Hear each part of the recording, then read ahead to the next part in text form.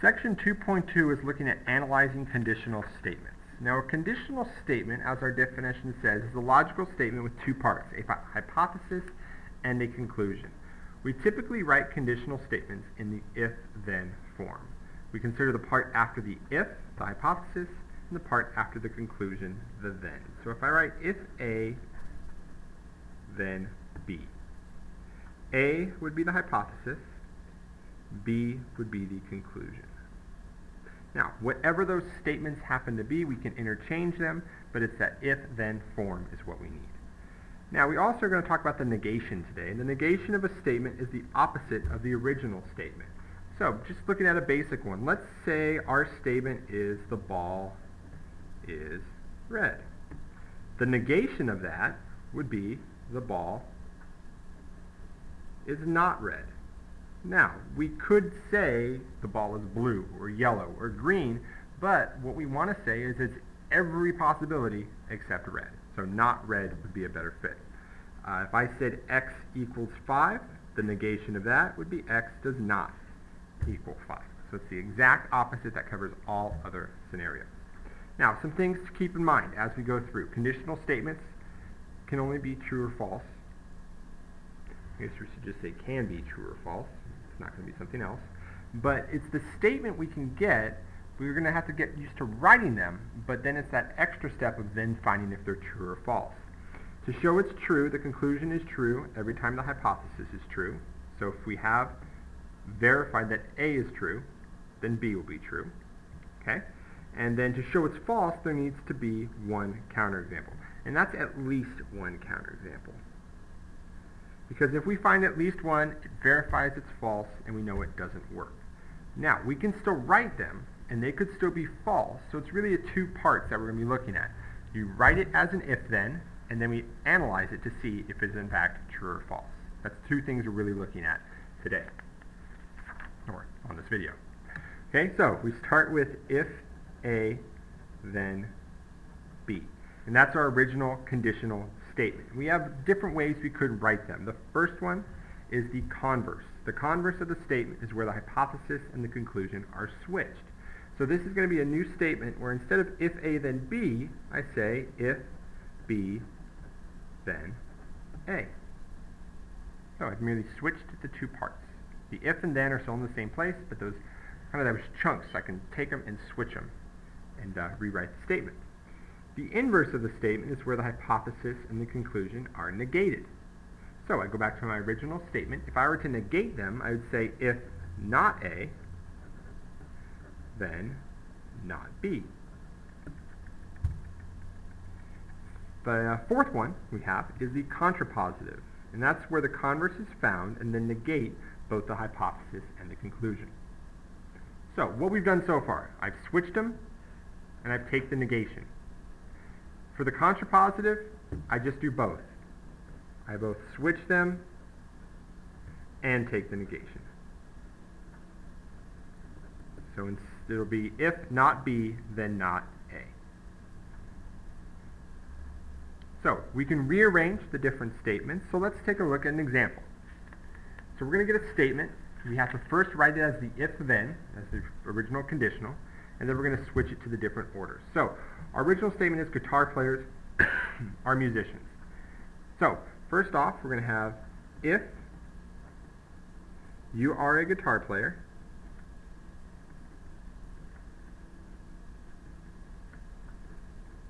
then you are a musician. So we've taken it, we've written as an if-then. So if this is true, then we know that final part is true, and that's something we've mentioned in the beginning, that if the hypothesis is true, then the conclusion is true. So that's a valid statement. And we can even look, we have our two chunks already. We have the you are a guitar player is one piece, you are a musician is the other. And now as we go through switching them, those are the parts we're going to move. So with the converse, we switch them. If you are a musician,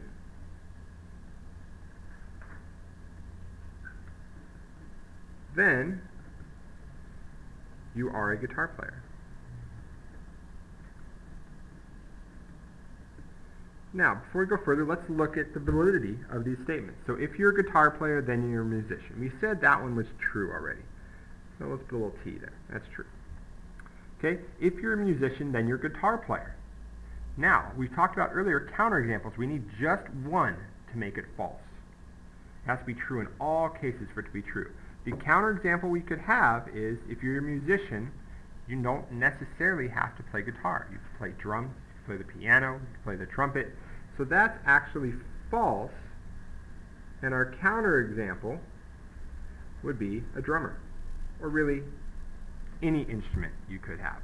That's the counterexample that makes it false. Maybe you have a different one, but it's not a true statement. Now, that doesn't change the fact. It's still the converse. We can still switch it. It's just not a true statement in this case. The inverse, we're going to take the negation. If you are not a guitar player,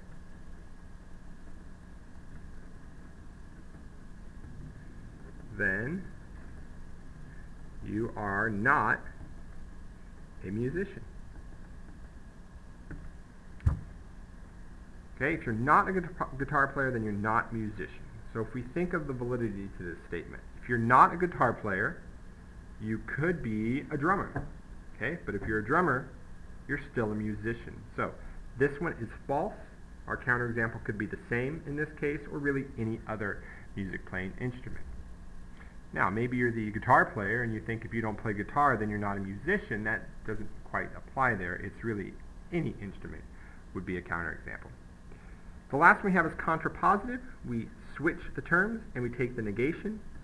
If you are not a musician, then you are not a guitar player. So if you're not a musician, that means there's nothing, no music, no instrument being played, which then of course means you of course would not play guitar. So that one is true.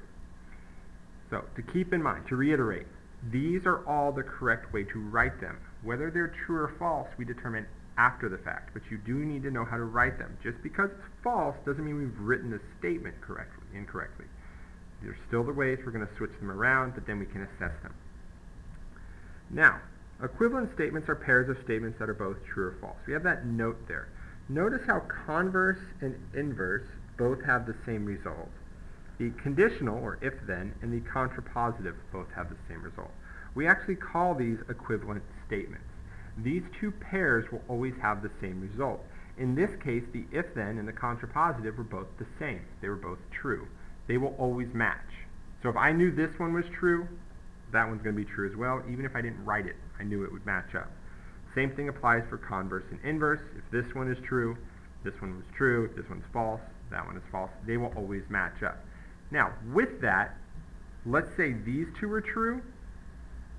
That means everything's going to be true because they all do match up. But these pairs are going to guarantee the same result. That's what we have written here again. Equivalent statements are pairs of statements that are both true or false. This is one pair, the conditional statement, or the if-then. And this is the other pair, the converse and inverse. If one of them is true, the other one is true. If one is false, the other is false. They have the same result. Okay, so let's use our conditional statements and look at perpendicular lines. So if two lines intersect to form a right angle, then they are perpendicular lines, is what we're looking at here. So our hypothesis, two lines intersect to form a right angle. Our conclusion is they are perpendicular lines. Now, two lines intersect to form a right angle. We have that. We get perpendicular lines. We can work with that one. Actually, we have two diagrams here, so let's just ignore that one. So we have one here. They intersect. I have a right angle. It gives me perpendicular lines. In fact, I could say L is perpendicular to M. That's the symbol we use for perpendicular. It does look like an upside down T. We could also put a little box there at times. But this is going to say that they are perpendicular. Now, let's write the converse of this statement. Going back, converse means we switch the hypothesis and the conclusion, but we're not going to switch it directly. We still have to make sure it's grammatically makes sense. So we're not going to say if they are perpendicular lines. We're going to say if two lines are perpendicular, then they intersect to form a right angle.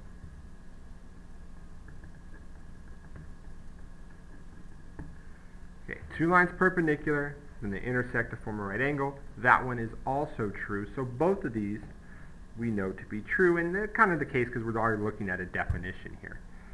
But we could write that as the converse. You're going to see the converse from time to time by letting us switch the hypothesis and the conclusion and give us different approaches to properties and theorems and postulates that we go through. Now, quickly let's think the inverse. The inverse of this would have been if two lines do not intersect to form a right angle, then they are not perpendicular. Well, here's two lines. They don't form a right angle, and we know for sure that they're not perpendicular. So that would be true. The contrapositive would be if two lines are not perpendicular, then they do not intersect to form a right angle. Kind of works the same way here. And so if we've actually listed them out here, all four of the statements would be true. Keep in mind the if-then and the contrapositive match up, the converse and the inverse match up. But they all would work here. Now, let's focus back on these two, our if-then and our converse. Because when these are both true, it opens up another type of statement we could have, and that's our last one here, and that's a biconditional statement. And this one's different because it's not going to be in the if-then form. It's going to be the if and only if. And we can do this when both the conditional statement and the converse are both true. Kind of like what we had here. So, instead of if A, then B, and if B, then A, which is our conditional and our converse, the biconditional, we say A, if and only if, B. You may also see it written as this, or they could even write it out. All of them, but typically it'll be this. It's not if, it's saying if and only if. It's not some typo. It means to be spelled that way. So instead of writing these two statements, if A, then B, you'll write it like this. And what this signifies is both of these statements do work. So if they're both true, we will shorten it up. So we can take our perpendicular lines. If we did that, our first statement, that A was two lines intersect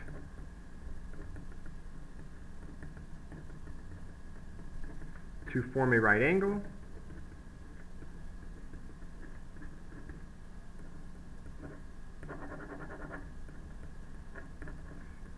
If and only if they are perpendicular.